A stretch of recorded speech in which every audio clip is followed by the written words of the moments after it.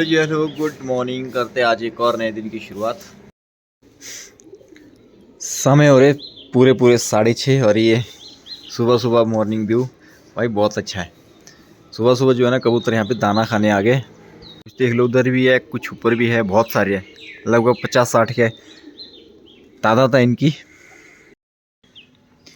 ये मैंने यहाँ पे कल रात को टेंट लगाया है यहाँ पे, तो अभी सूरज भी निकल चुका है, काफ़ी ज़्यादा सूर्यास्त हो चुका है। तो यहाँ पे टेंपल है। रात को किया हुआ कि दिन को जैसे शाम के टाइम बारिश हुई थी, लगभग 1:30-2 बजे बारिश हुई। उसके बाद जैसे मैंने वहाँ से जर्नी शुरू करी, आगे निकलते निकलते 4 बजे के आसपास फिर से बारिश हो गई। जैसे बारिश हो गई तो यहाँ तक मैं पहुँच पाया, लेकिन यहाँ से आगे मैं जो है ना जा नहीं पाया।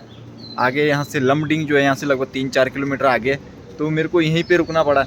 रात को एक टाइम तो मैं पीछे यहाँ पे टोल प्लाज़ा है, तो टोल प्लाज़ा पे रुकने वाला था, लेकिन वहाँ पे कोई स्पेस था नहीं, वहाँ पे जगह थी। वहाँ पे ऑफिस वालों के लिए भी, जो वहाँ पे वर्कर्स हैं उनके लिए भी जगह नहीं है। तो मैं वैसे यहाँ पे आया, तो यहाँ पे मैंने देखा कि यहाँ पे जगह भी है। तो मैंने यहाँ पे पूछ के किसी को कि भैया यहाँ पे रहने का, तो उन्होंने बोला कि कोई दिक्कत नहीं, आप यहाँ पे रह सकते हो। मैंने रात को अपना स्टे जो यहीं पर लगा दिया था, टेंट यहाँ पर लगाया। उसके बाद यहाँ पे खाना, होटल भी है साथ में, तो खाना भी यहीं पर खा लिया था।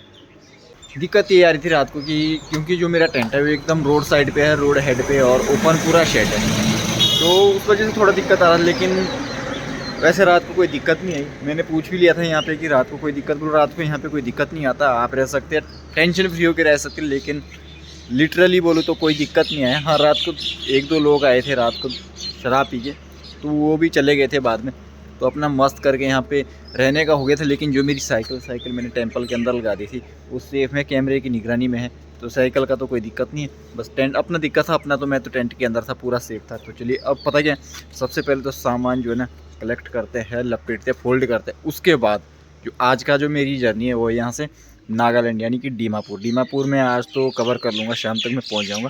क्योंकि आज लमडिंग से जर्नी शुरू करूँगा, लमडिंग से डिफू से दीमापुर, जो कि रहेगा यहाँ से 90-95 किलोमीटर। तो इतना तो मैं इजीली कर सकता हूँ। कल भी मैंने 10:30 के बाद 95 किलोमीटर जो है ना कवर करा हुआ है, तो आज तो आराम से 90-95 अभी हो जाएगा। अभी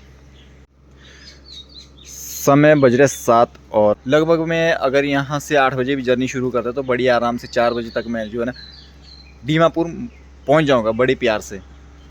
अब अपना सामान सारा रेडी हो गया, तो मंदिर में भी दर्शन हो गए, जय हो। अब निकलने की बारी, तो चलिए गाइस निकलते हैं यहाँ से दीमापुर के लिए। आज तो सुबह सुबह जो जर्नी है फॉरेस्ट एरिया से ही शुरू हो चुकी है। देख लो कितना घना जंगल है, और धुंध भी है, हल्की फुल्की, ज़्यादा नहीं है। बट मौसम जो है ना, जैसे कल रात को भी बारिश हुई, कल दिन में भी बारिश हुई, थोड़ी ठंडक सी महसूस हो रही है। इतना घना जंगल है ना, ये लगता कि साला कहीं से भी जानवर निकल सकता है, इतना घना जंगल है। ये देख लो,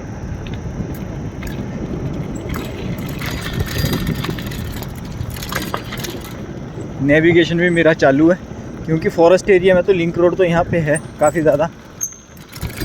यहाँ लेफ़्ट राइट भी कहीं मुड़ना पड़ेगा, तो इसलिए मैंने अभी चालू रखा पूरा अपना जो नेविगेशन है।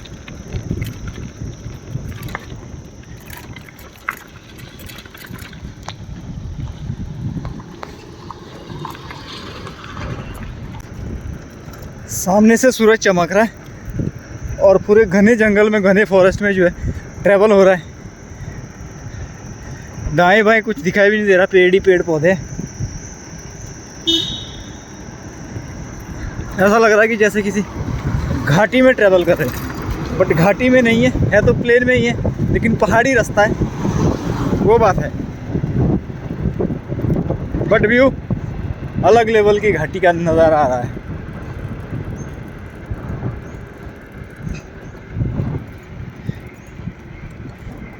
पूरा अंधेरा दिखाई दे रहा है, क्योंकि सामने से सूरज की जो रोशनी पड़ रही है, सामने से पड़ रही है, इसलिए अंधेरा दिखाई दे रहा है, डार्क।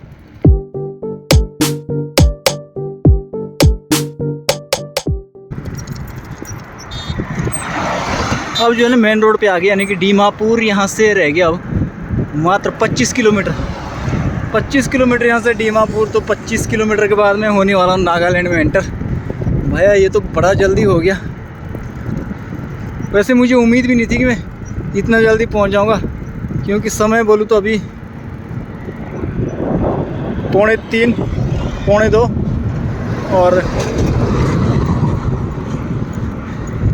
25 किलोमीटर रहा तो मुझे लग रहा है कि 3:30 पौने 4 बजे तक मैं ना नागालैंड में एंटर हो जाऊंगा। वैसे भी यहाँ आसाम में ना ट्रैवल कर कर के थक चुके हैं,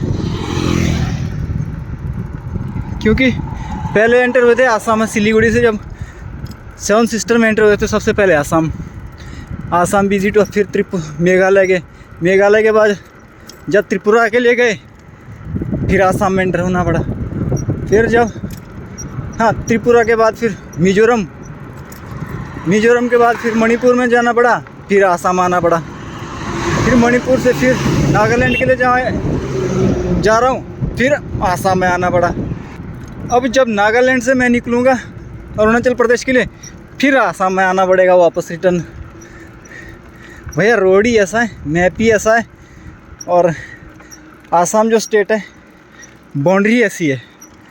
अब अरुणाचल प्रदेश से ईटानगर से मैं अगर रिटर्न सिक्किम के लिए जाऊंगा, फिर मुझे आसाम आना पड़ेगा, यानी कि आधे से ज़्यादा जर्नी जो मेरी आसाम में हुई है। लगभग अगर मेरे नॉर्थ ईस्ट में 7 सिस्टर्स में मेरे अगर 20 डेज़ लगे तो जिसमें से मेरे 12 डेज़ जो लगभग आसाम में लगे होंगे। 12 डेज़ की जो जर्नी है मेरी वो आसाम में हुई होगी, और बाकी अदर स्टेट में। मेरे पीछे का व्यू देख रहे हो गाइस, कितना सही आ रहा है, कितना मस्त आ रहा है, एकदम बहुत अच्छा आ रहा है। और यहाँ जो मकान देख लो ना, पूरे जो बांस होते हैं ना, बांस की लकड़ी के बने हुए हैं। ये देख लो, जितने भी मकान दिखाई दे रहे ना, सारे के सारे बांस के दिखाई दे गए। ये देख लो, यहाँ पे ये भी बांस का है, उधर भी सारे बांस के बने हुए। जो बांस की लकड़ी होती है ना, उसको यूँ चौड़ाई में काट के बिल्कुल पतली बना के, वो तो वही जानते कैसे काटते, बट बहुत अच्छा लग रहा है। व्यू जो है ना मस्त आ रहा है एकदम।